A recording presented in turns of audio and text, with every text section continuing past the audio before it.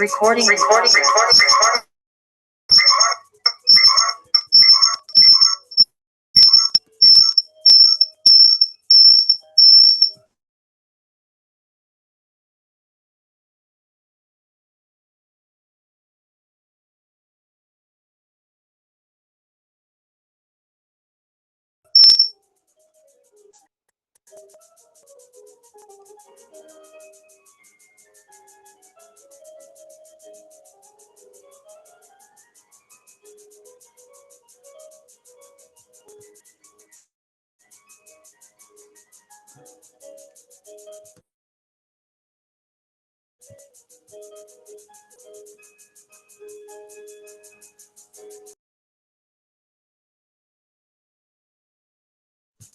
Unit.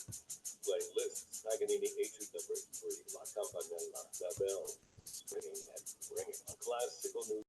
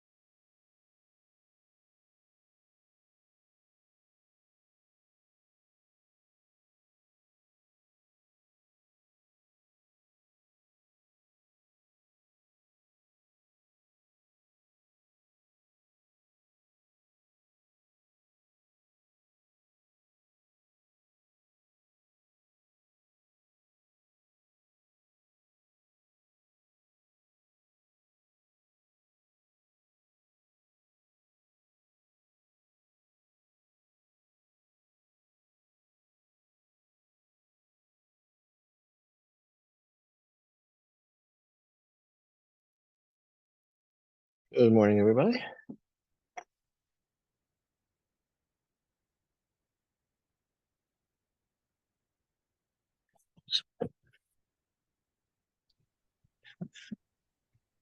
Morning, Dove.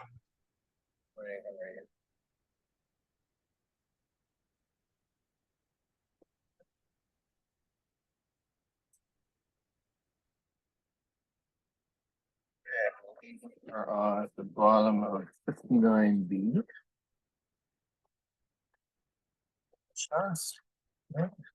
Yes. Mission at the bottom of 59B.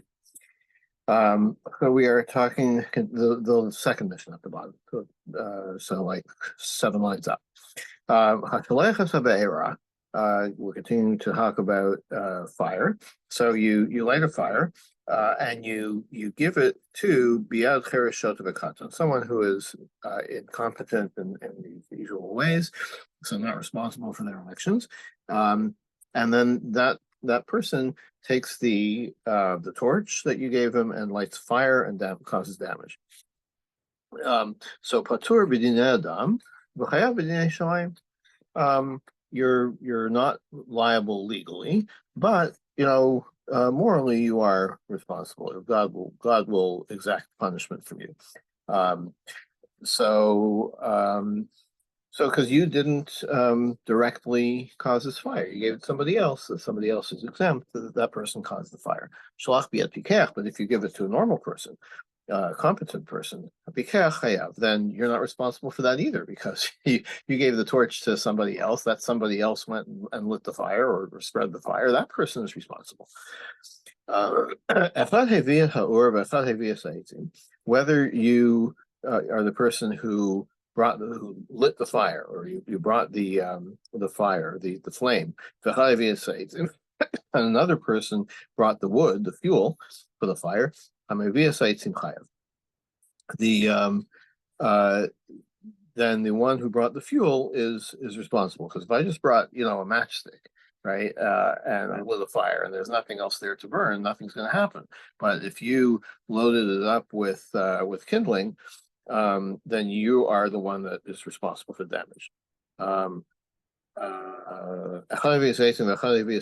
Same case.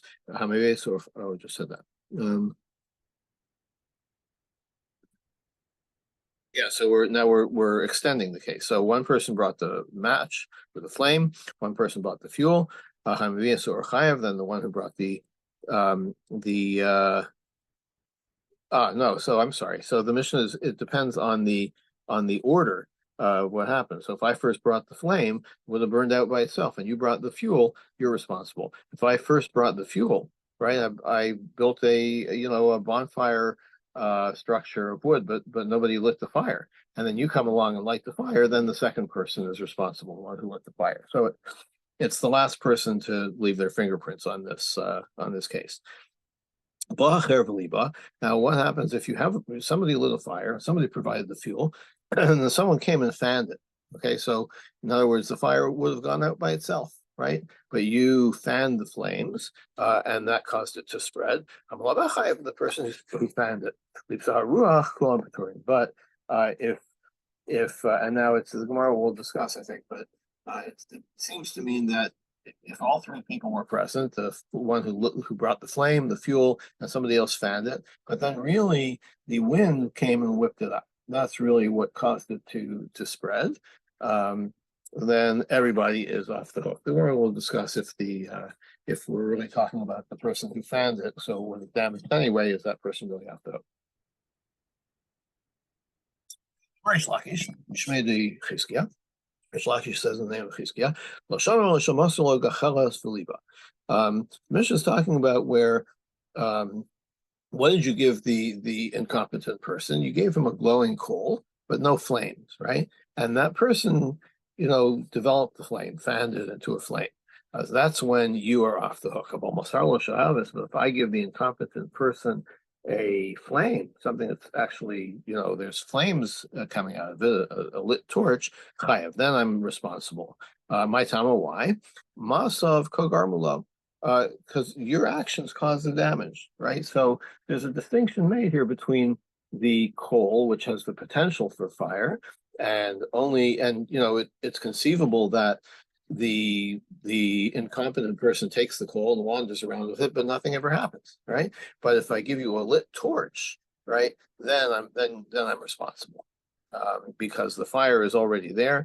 It's you provide. It's like, what's the difference between spreading the fire by lighting the field on fire directly, or giving it to this cheresh? If the fire is there, then you're the one that sent it off, then you're responsible. Rav Yochanan disagrees.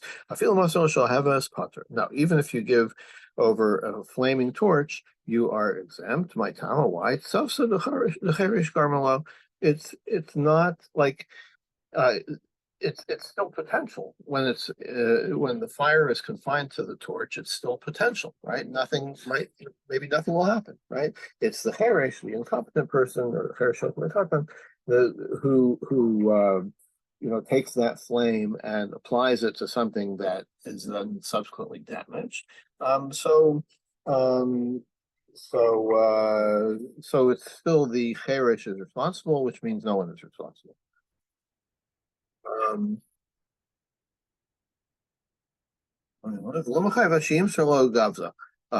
Your gavza, salta, shraga. When can you be responsible? You're only responsible if you provide all the conditions. You give the flaming torch and the fuel and to the the torch and the fuel, and the torch is lit with a flame. Then that's definitely on you. Okay, so there is a case where you can be responsible, but Rabbi Yochanan is much more restrictive. Okay, so the Mishnah says, "Shalach biad pikeach, hapikeach chayiv." If I give another regular person, competent person, a flame, and that person goes and spreads the flame, that other person is responsible. Amar Rav Nachman bar Yitzchak, man detani liba lo mishtamish. So actually, the Mishnah, the Gemara is going to address the fanning of the flame.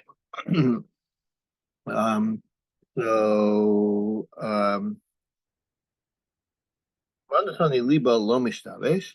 So that Rav Nachman is addressing there was circulating apparently a different version of the Mishnah. Rather than say liba, which means to fan the flame, the other version was niba, and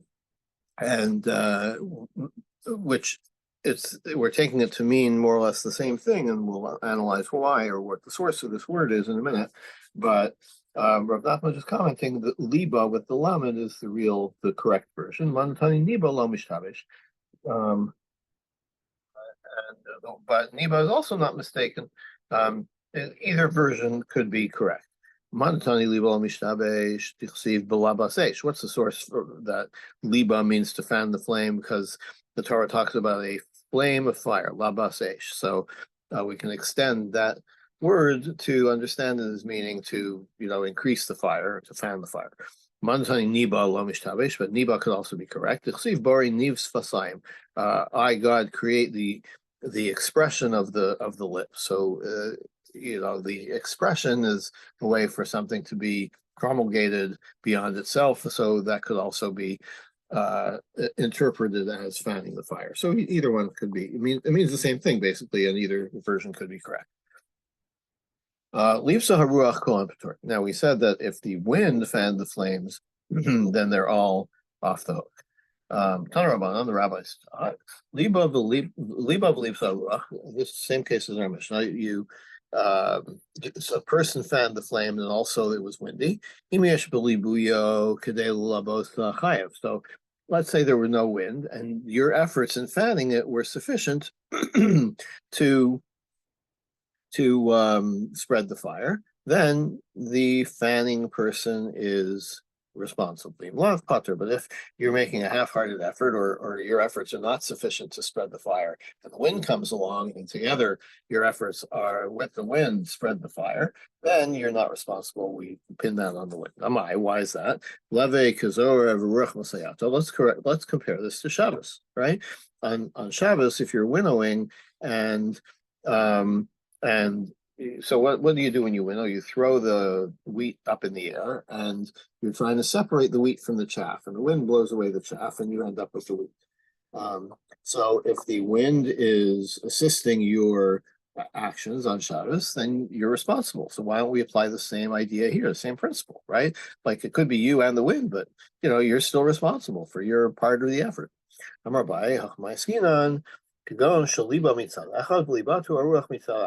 standing on the east and I'm fanning the flame and it's spreading to the west. But then the wind comes along in the other direction and spreads the fire in that direction. And that's what causes the damage. That's why we say the wind is solely responsible. My efforts did not contribute to the fire spreading to the south. Rav has a different answer.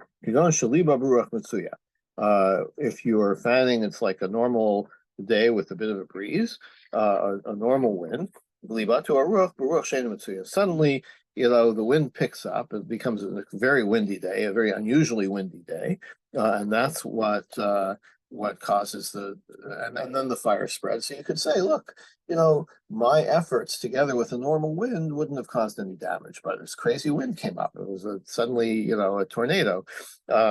That's not foreseeable, so I'm not responsible. Zera has a different answer. Could go into Samrat Samurai. Let's say, like what it's talking about is you weren't really fanning the fire. You were kind of blowing at the fire or whatever. Like it's clear that your efforts were not significant compared to the wind. It was really the wind that did it, and your participation was not significant. Ravashi Amar. On Shabbos, when we say that you're responsible, even if the wind is also participating in the violation of Shabbos. That only applies to Shabbos, to Melechas Machshavos Hasar Torah, because the Torah says, what can't you do on Shabbos? You can't do productive labor, right? So the the fact that you were engaged in this labor and it turned out to be productive because of the wind, that's why you're responsible. But that's different than damages, than tort law. Here, it's just it's a grama, more of an indirect cause. Without the wind, nothing would have happened. And so in tort law, you are not responsible for that kind of action. Next mission, you start a fire, and it burns wood or rocks or dirt. Chayiv, you have to pay. Shenamar, this is the source for Aish in the Torah. Aish, when fire goes out, Umatzah Kotsim, and finds thorns, V'nachal Gadish or Kamma, and produce is destroyed, O Asadeh, or a field, Shalim Shalim HaMavir Sabeira. The starter of the fire has to pay. So obviously the Gemara is going to attack this as like, what do you need all these nouns for? Thorns, Gadish, Kamma, which are both kinds of produce, right? A stack, like standing grain or harvested grain, a stack of grain, or the field itself. So the Gemara was going to have a look at that. Amarava. Why these four nouns? We need all of them. If we only said thorns, only thorns you're responsible for, because that's easily burnt by fire, right? Everybody should know that. Watch out for those thorns because they burn easily. Ushliach de pasha, and it's also normal that somebody would be negligent because who cares about thorns, right? First of all, they're likely to be whatever. They don't seem to be particularly valuable, and they're vulnerable anyway. So, like, I'm not so worried about them. About Gadish, but a stack of harvested grain, usually, it's going to be in a protected place, a place protected from fire. And somebody's going to pay attention. I'm gonna, if I'm walking around somebody's haystack or stacks of wheat with my torch, I'm going to be careful, right? Because like it's right there in front of me. I should pay attention. And so maybe I would say no. So since since that negligence is unusual, maybe you'll be off the hook, which is a little strange. So that's why we need to tell us about Gadish. That no, you're still responsible for standing grain, for stacks of grain. Gadish, and if the Torah had included the stacks of grain, that's you've already put some labor into that, right? You've harvested this wheat, you've bundled it up, you stacked it up, right? So that's where the Torah would say you're responsible for the damage of Aish, of Okotzim. But thorns, the Hefsed, where it's not worth very much, I'm off the hook. That's why it includes thorn. So now we understand why we need both of those two now. Now, Kamma, what about grain that's still standing? Why does the Torah specify you are responsible for damage to standing grain? Well, that teaches us that it's only things that are visible, right? So as we've seen before, and we will continue to analyze, if something is hidden in the standing grain or wherever it's hidden from view and it gets destroyed, then the Aish, you're not responsible for damages of Aish because you didn't see it. You just assumed it was what the eye can see is there, which is standing grain, and you can't see what's hidden in it.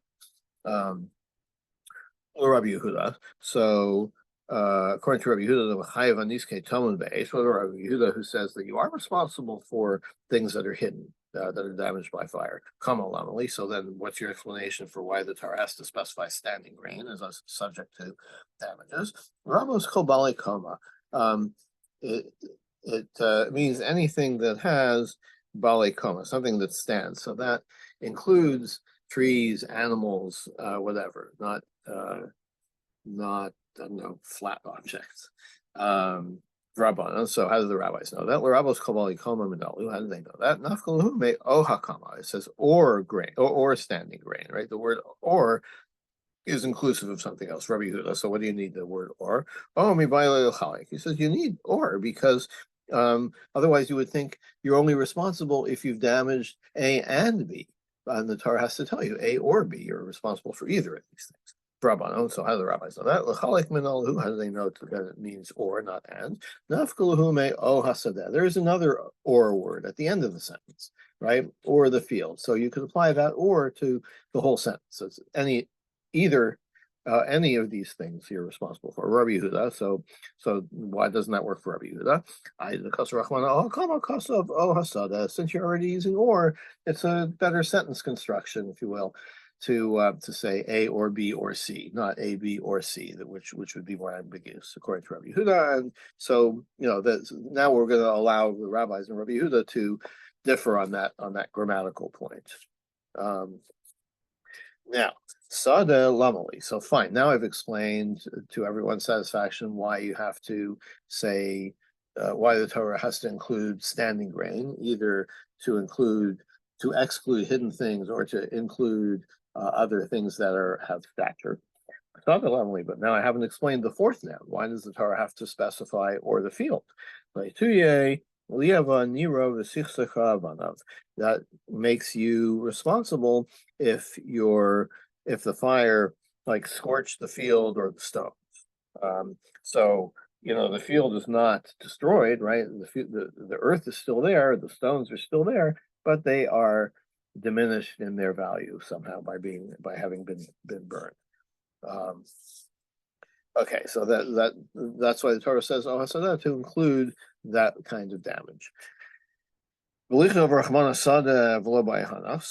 Gemara says, "All right, well, why don't you just say sadeh, the field, and you'll derive everything else from it?" No, we need that. That wouldn't work. The ikas rachmana sadeh, if the Torah only written the field is subject to damages, maybe it's only things that are found in fields that are subject to Aish damages. So it tells us that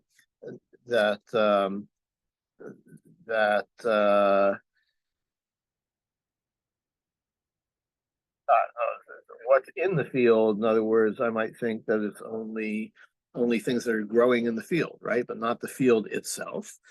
So that tells us that so now the Torah has to tell you that it's the things in the field, like the standing grain, that is also subject to that. Okay, Amar Rosh Hashanah. Now we're going to digress into more of an Agadic passage. Rosh said in the name of Rabbi Yonasan, "En parnasmal liolam el bizman shorashayim ba'olam." Punishment or destruction comes to the world only when there are wicked people. But the destruction, the punishment is visited on the righteous first, before the Rishayim, before the wicked. Shenamar, and we get this from our pasuk.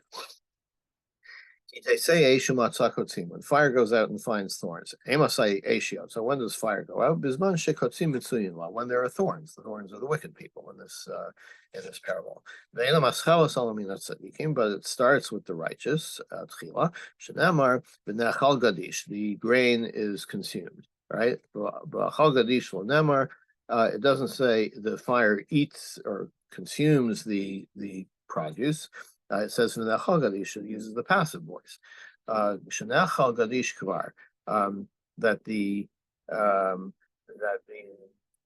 indicating that by the time the fire finds the like Kiteseish the Umatzakotzi, when the fire goes out and finds the thorns, Benachal Gadish, having already consumed the produce. The produce here is the tzaddikim, so they've already been consumed or damaged by the fire, and then the Rishayim get punished.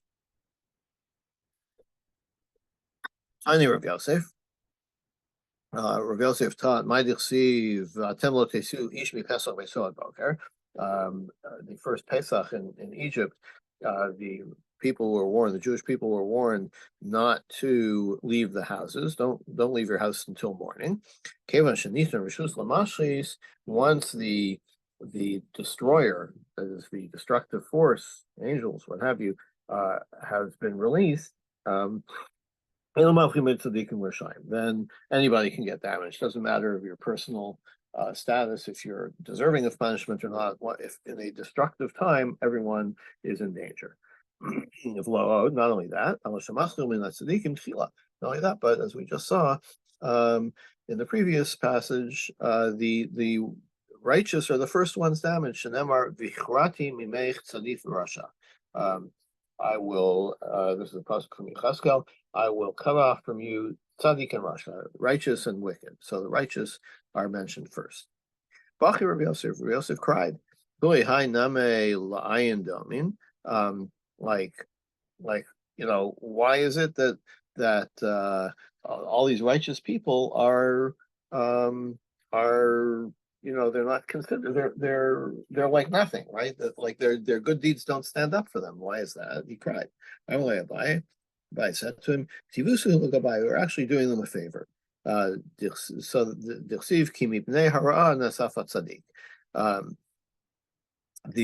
pasuk in Yeshayahu says, this is not the literal meaning, because of the evil, the righteous person dies. But the interpretation is that like before the destruction comes, before the real bad stuff happens, the tzaddik dies first. Thank God they didn't live to see this kind of thing. Amar Vidam Arav. Rabbi said, "V'yolam yikanes adam b'chitov, v'yesei b'chitov." A person should come in from his travels, should check in at his hotel before it gets dark, and it's an idiom, this b'chitov, that at the end of each day of creation, God saw that it was good, and that happens at the end of the day, before the next day starts. So you should check in your hotel before it gets dark, and you shouldn't leave before it gets light outside. Take your cue from the Jews in Egypt.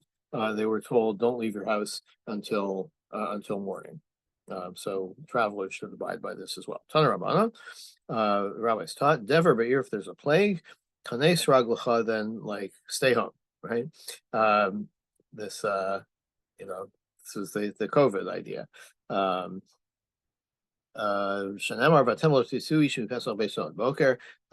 Same verse, don't leave your houses in Egypt until morning. The Omer, and it says, this is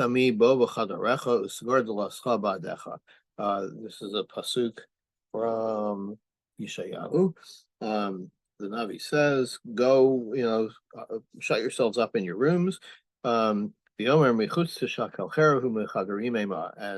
also is written, outside the sword will kill people, and indoors people will be afraid, right? So it's better to be afraid and not to actually suffer the fate of the sword. So stay home. My v'yomer. So what is the? Mark's going to analyze how the Brisa is building up to this with these three psukim. Maybe it's only at night that you should be afraid and stay home. But in the daytime, as the Jews in Egypt, once it's daybreak, go ahead, go outside. Tashma, so you have this pasuk. Go into your rooms and close the door.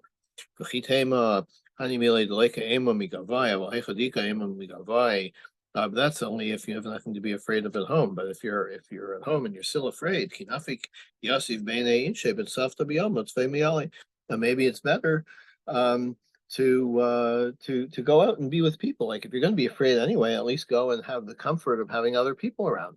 I think when one doesn't have to go very far to apply this lesson to the lessons of COVID. It's fine to say that you should isolate, right? But there's consequences to that too.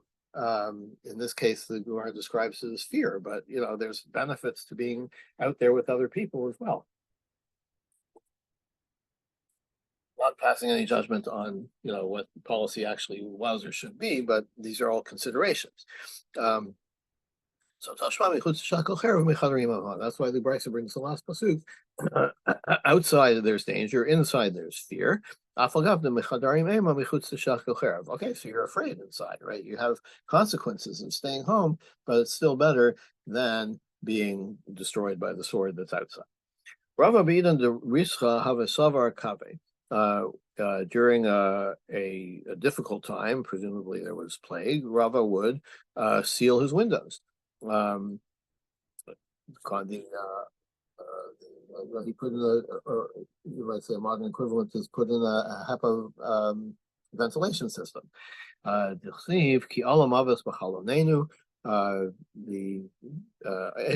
written in Eitha, death has come through our windows. So seal your windows to keep out the plague. Rav Meir, if there's famine in the city, then take off, leave, find food somewhere else.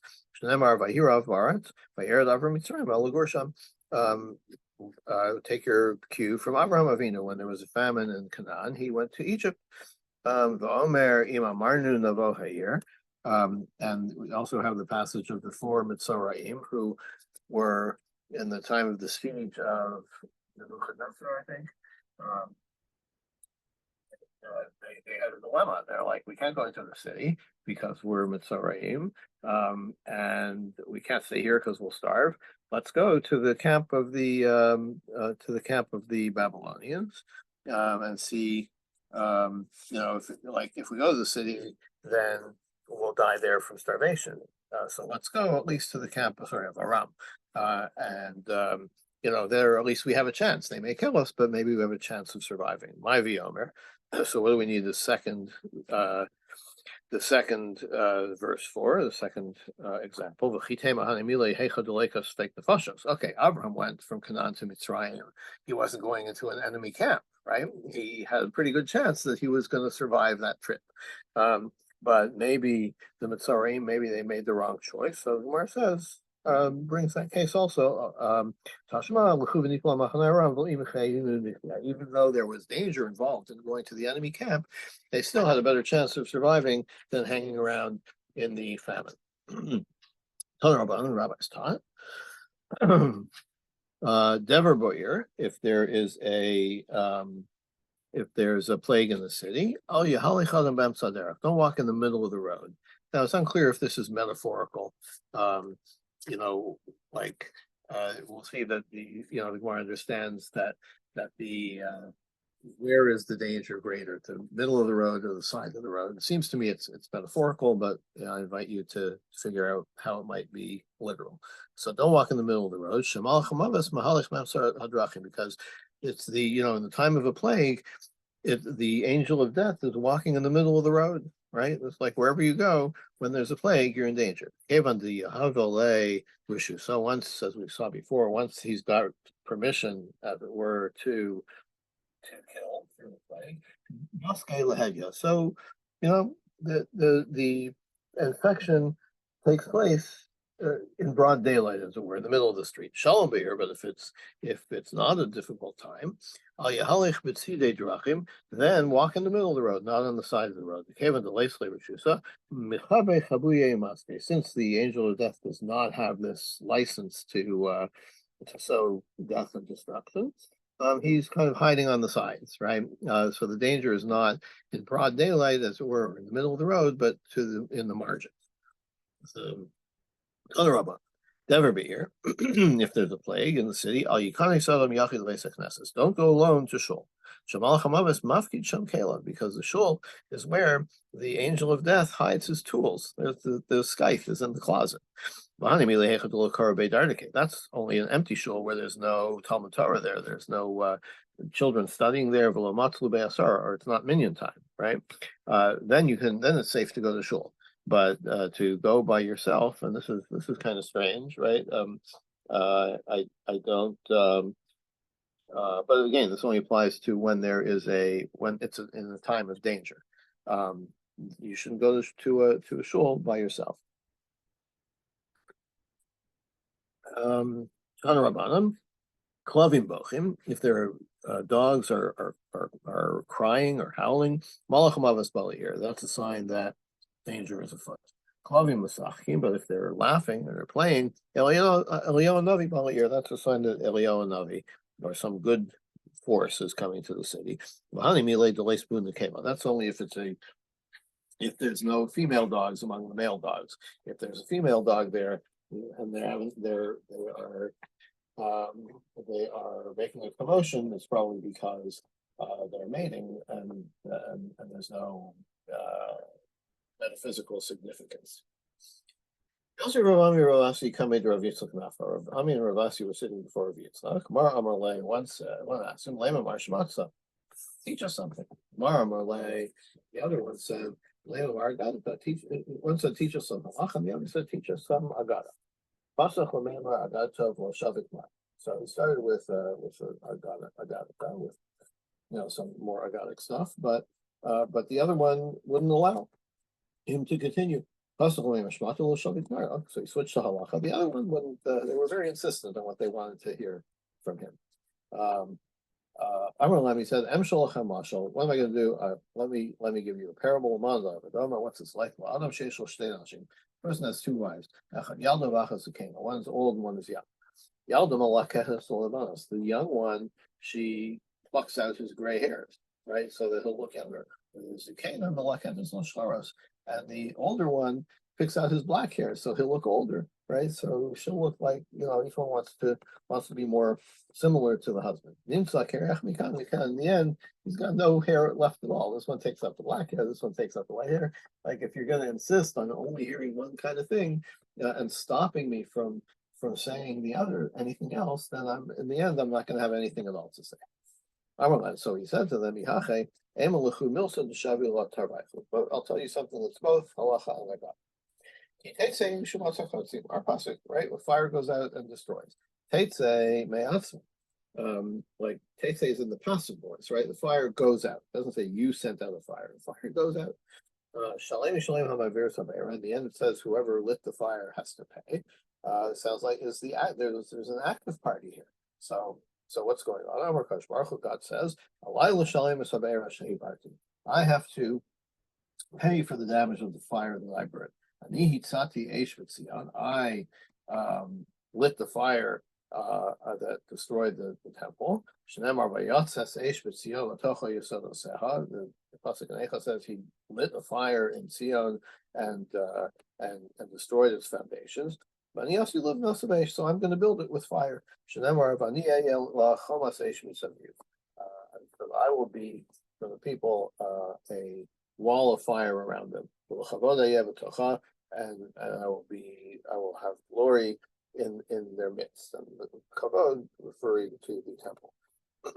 So Shemata, so the halachic aspect of this is Pasach HaChazon B'Mizkei Mamala V'Siyam B'Nishkei Gufach. The Torah starts with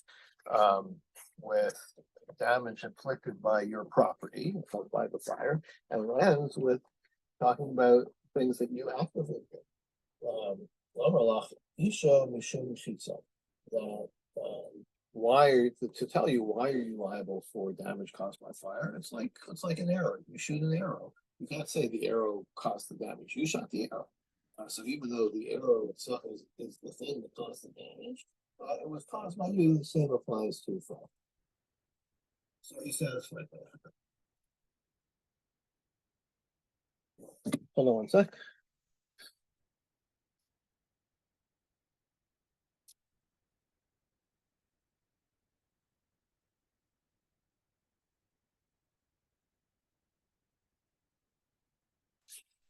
Okay. All right. Still with me?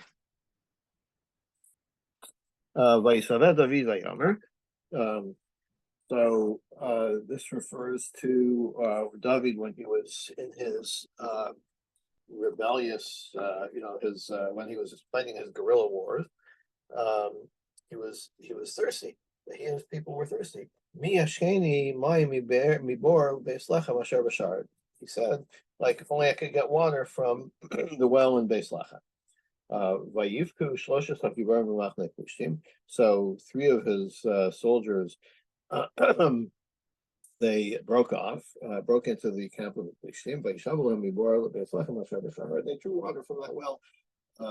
So like Kamma. So Gemara is understanding this in a metaphorical way that this isn't really about water; it's about tar. My Kamma. What was David's complaint or request?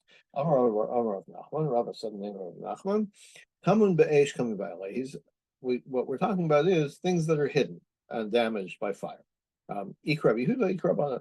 Do we hold like Rabbi Yehuda, or the rabbis are you responsible for damage to hidden things? And they answered him, what they answered him. So it's not clear from the incident, like they drew water for him. In other words, they gave him the answer. Rav says, what were they talking about? Gedishim Disaorim Yisrael Havu. There were harvested barley belonging to Israel. The Havu Matamre Plishim Bahu. And the Plishim were hiding in there to cause that was their military strategy. Become violent. So he's asking, can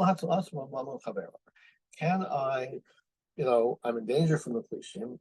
They're hiding somewhere in the barley. Can I destroy the barley field? Can I burn down the barley to reveal their position or to chase them away?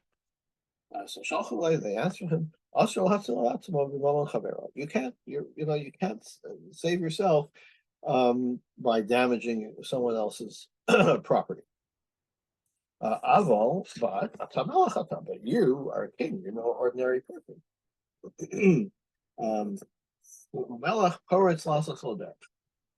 And because you're a king, you can seize property, right? You can break through somebody's fence and use their property as a path. Nobody can protest, right? So sure, a regular person can't use other people's property to save himself, but you can't because you're a king. Rabbanan, he came a Rabbah Bar Mariam, and the rabbis had a third interpretation of what was being asked. Gedishim B'Sarad Yisrael Havu. There was barley belonging to Jews. Gedishim Gadashim de Plishtim.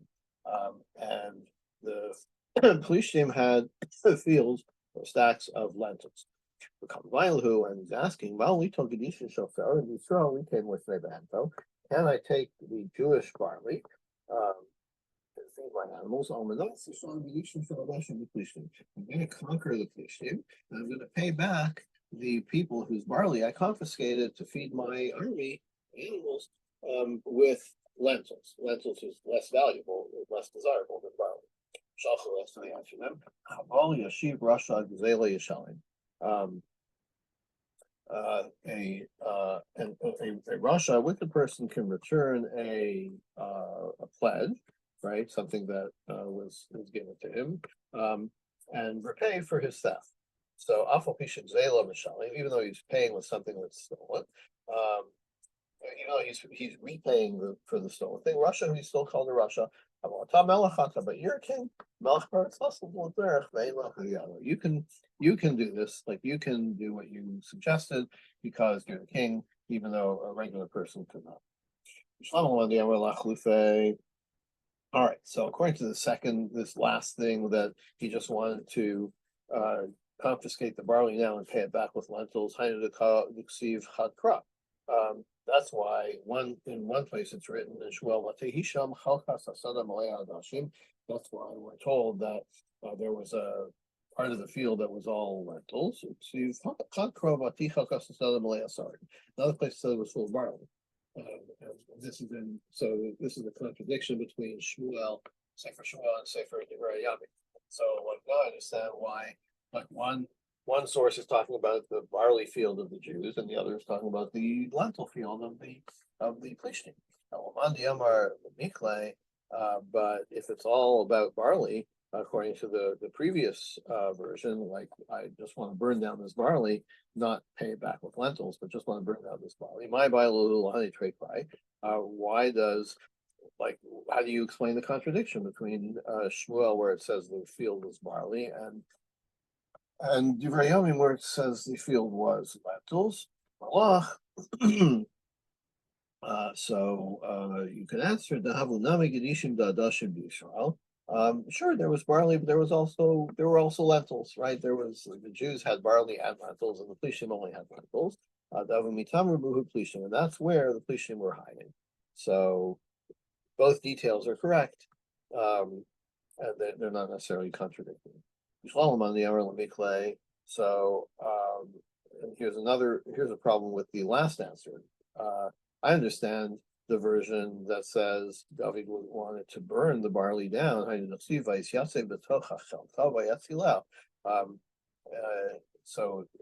says that he stood in the middle of this field, and he saved it, right? So I understand that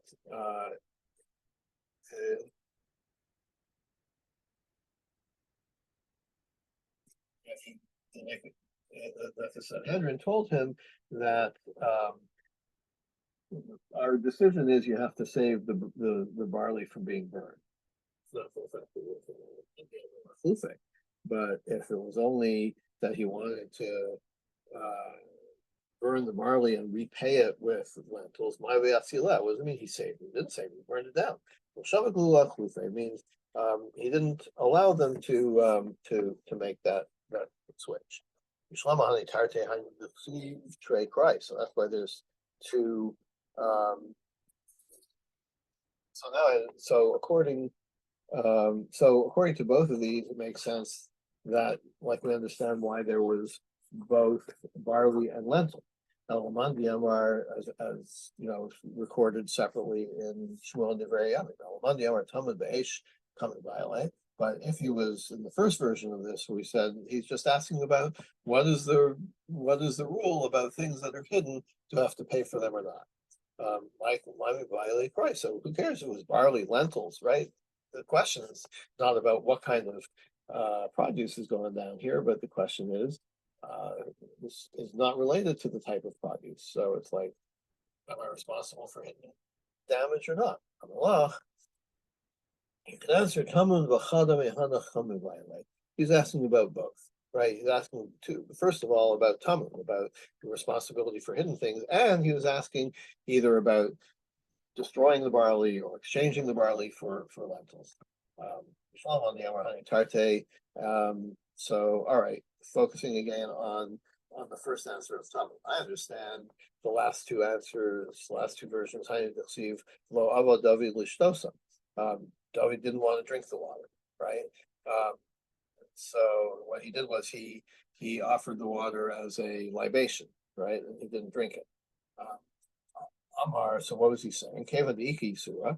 Since the Sanhedrin in both of the latter two versions, since they were saying that ordinarily it's prohibited, but since you're a king, you can do it. So he says, so this is what the meaning of this pouring out the metaphor of pouring out the water as a libation, saying like, okay, like really I could drink this water, but I'm not going to. I'm going to not take advantage of my royal position.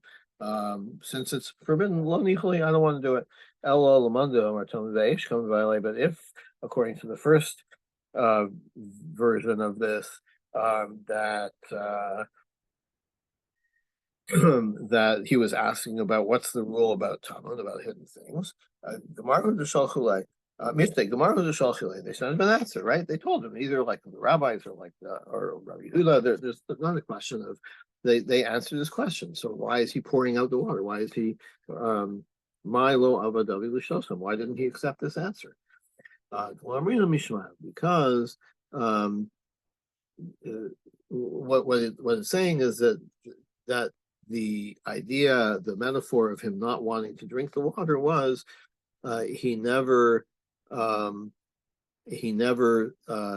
credited those who brought him the ruling of the Sanhedrin. He never credited them. Amar, what he said was, this is what I heard from the court of Shmuel. if you sacrifice your life, you put your life in jeopardy for divrei Torah. And we don't quote them in saying a halacha. So there's a note which I did not read here, I think you can see, which explains, like you would think that on the contrary, someone who forfeits their life for Torah is praiseworthy and should be quoted. So this appears to be saying that if you do so, if you are Moser Nefesh in a case where it's incorrect to do so, like you forfeit your life or you put your life in danger where you shouldn't be doing so, then let's not quote that person when it comes to transmitting the halach. So what did he do with that water? He poured it out to God as a libation. So I understand, according to the second two versions, where you shouldn't really do, a regular person shouldn't do this, but you can do this. So he's sacrificing himself, as it were, or he's doing it with Shem Shemaim. He's doing it to be machmir. I'm talking about, if he was only asking about the details, the ruling about Talmud, why would he pour it out as a libation?